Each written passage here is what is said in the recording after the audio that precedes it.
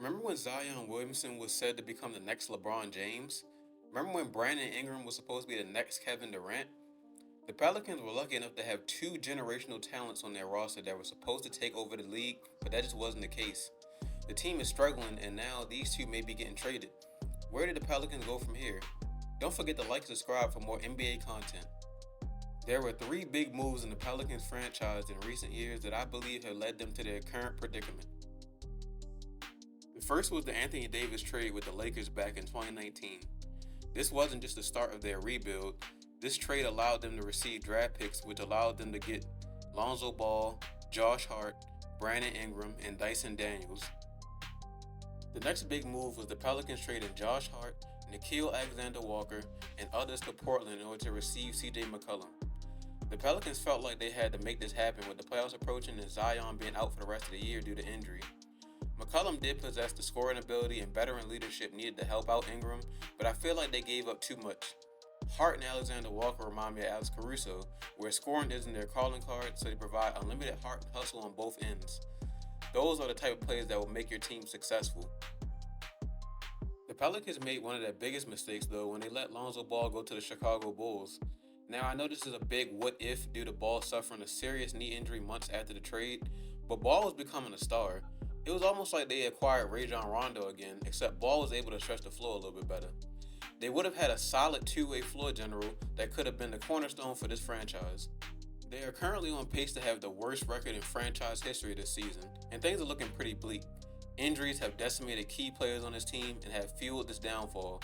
Murray, Alvarado, Ingram, Williamson, McCollum, Jones, and Murphy have all missed valuable time this season, which explains their lack of success.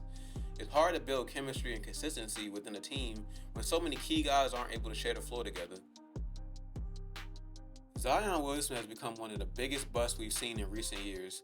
It's not even the fact that he's playing terribly, it's all the off-court distractions that have ruined his career so far. He hasn't been able to maintain a consistent diet, which has caused many weight problems.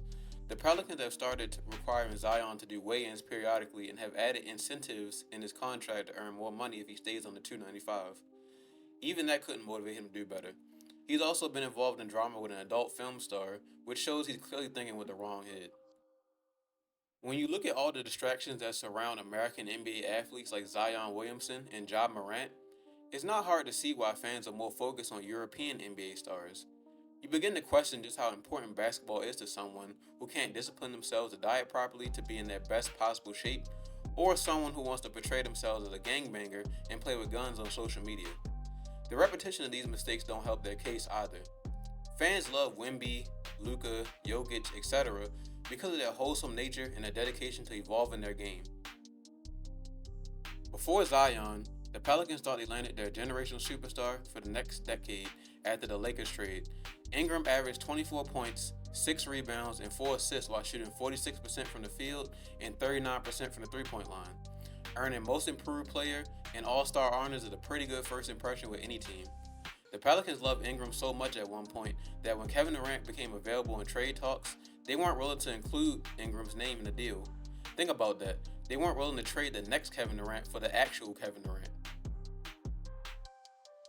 Ingram and Williamson were supposed to be the young duo that takes the league by storm, but that just wasn't the case. Due to injuries, the duo wouldn't spend much time on the court together, which severely hurt their chemistry. While Zion is still sidelined, Ingram is still trying to find consistency and still trying to prove that he's worth a max contract. I believe his less than desirable performance in the first round of the playoffs versus OKC put a lot of doubt in the other team's minds whether he was still worth a chance or not. I have a strong feeling that Ingram will resign to the Pelicans on a smaller contract and eventually the Pelicans will part ways with Zion.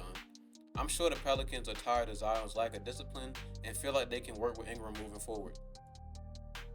The Pelicans' future is pretty unclear at this point, but they do have some key contributors that will help fuel this rebuild.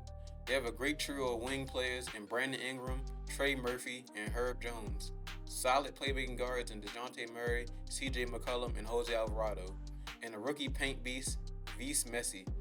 Whether through trades or their collection of future draft picks, the Pelicans are one star away from becoming one of the best young and up-and-coming teams in the West.